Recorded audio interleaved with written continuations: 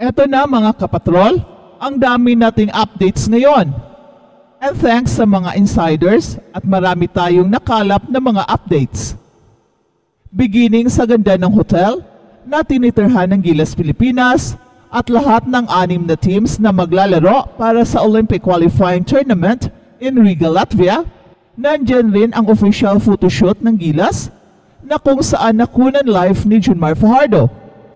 And lastly, ang second night practice ng Gilas na kung saan according sa ating insider ay patuloy raw na nirepasa ng Gilas ang tambalang Kai Sotto at Junmar Fajardo sa loob ng court.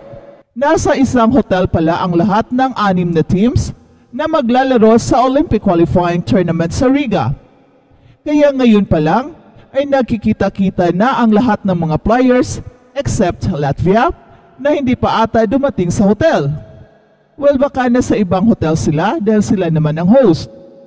Pero according sa ating insider, ay malapit lang ang hotel at ang playing arena at more or less 5 to 10 minutes lang daw. At napakalaking challenge para sa mga players ang ibang time zone ng Pilipinas at Latvia dahil merong 5 hours difference at ibang-iba ang kanilang day and night. Kahit 11 PM na hating gabi dito sa atin, ay doon maliwanag pa ang sikat ng araw. Kaya may malaking adjustment sa tulog ng mga players. Pero hindi naman apektado ang practices ng Gilas at binigyan rin sila ng sapat na time rest, especially sa kanilang first day. In fact, sina Japet Aguilar at Junmar ay natulog lang buong araw bago ang 4 PM photoshoot. Well, speaking of photoshoot, ito ang live footage. And thanks kay Junmar Fajardo, at saludo kami sa iyong mga vlogs na pinakita ang mga ganap sa Latvia. At pagkatapos ng kanilang official photoshoot, ay buckle down to work na naman sa isang strategic practice. This time, mga specific details on how to play against Latvia ang unang laro ng Gilas. At sa palagay ko ay konting mga adjustments na lang ang ginawa ng Gilas at siguradong tinudo na nila ang pag-iensayo on how to defend the ball screens involving our big men dahil dito merong nalilibre at nakakatira ng tres ang Poland at Turkey na siguradong ganito rin ang gagawin ng Latvia. Kaya dapat alam ng Gilas papaano dipinsahan ang opensa ng mga European teams na halos lahat 3-point shots. Bihira lang tayo nakakakita ng mga low post plays and kick-outs, lahat galing sa mga ball screens at lahat deadly sa 3-point shots. Ito ngayon ang tinututukan ng Gilas sa kanilang practices sa Riga at I expect sa game against Latvia ay mag-peak na ang laro ng Gilas at napaka-crucial ang 3 tune-up games ng Gilas upang mapadali ang chemistry ng team at malaman nila kung ano ang kulang, ano ang dapat i-improve at kung sino-sino ang mas magaling pagdating sa international game.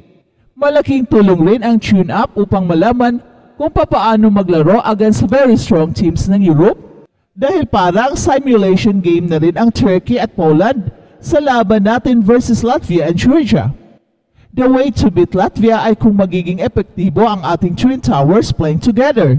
Napakahirap kung hindi magsasabay sina Kai Sotto at Junmar Fajardo dahil napakalaki ng mga teams ng Latvia at Georgia.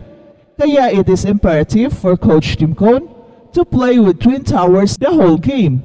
At napaka-importante rin ang role dito ni Japet Aguilar at Carl Tamayo para makapagpahinga sina Junmar at Kai at iwas sa foul trouble.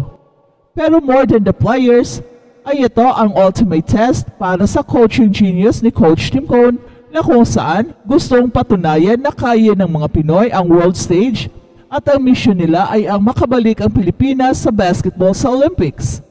Meron na tayong magaling na coach, meron pang mga matatangkad na players at maraming mga two-way players na lahat magagaling in their own right.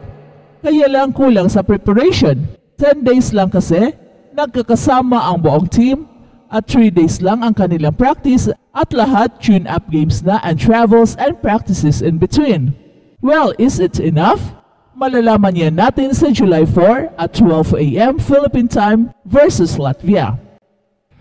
At balitang NBA naman, si Klay Thompson ay sumali sa Dallas Mavericks sa isang kontrata na nagkakahalaga ng $15 million sa loob ng 3 taon bilang bahagi sa isang sign and trade na kasama ang Golden State Warriors at Charlotte Hornets. Yan ay ayon kay Adrian Wojnarowski ng ESPN. Ayon kay Woj, tatanggapin ng Golden State Warriors ang 2 second-round picks mula sa Dallas Mavericks upang makumpleto ang deal na to.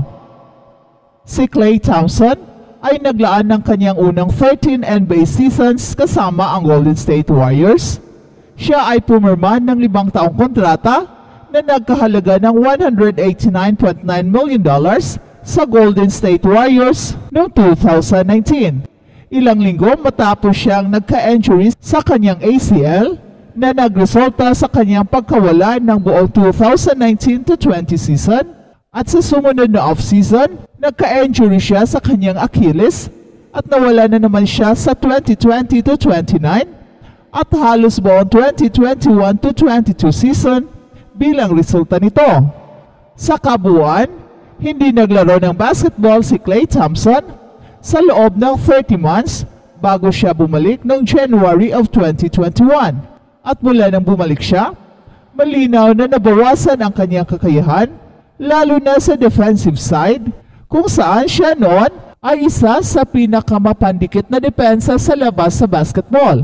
Nakayanan ng Golden State Warriors ang pagiging inconsistent sa shooting ni Klay Thompson para magugi sa 2022 NBA Championship, at halos bumalik ang kanyang dating anyo bilang isang shooter nang pinabagsak niya ang 41.2% sa kanyang 3-point shots noong 2022-23 season.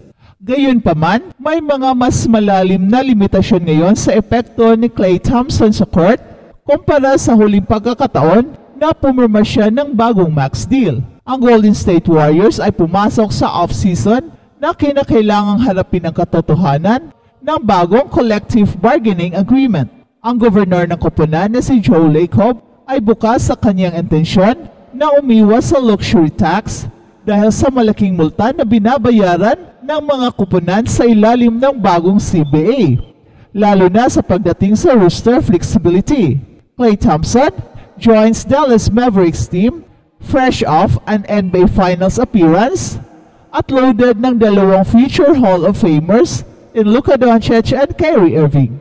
Luka and Kyrie should be able to supply Klay Thompson with a never-ending supply of open threes in the perimeter, giving the Dallas Mavericks arguably the NBA's most dynamic offense.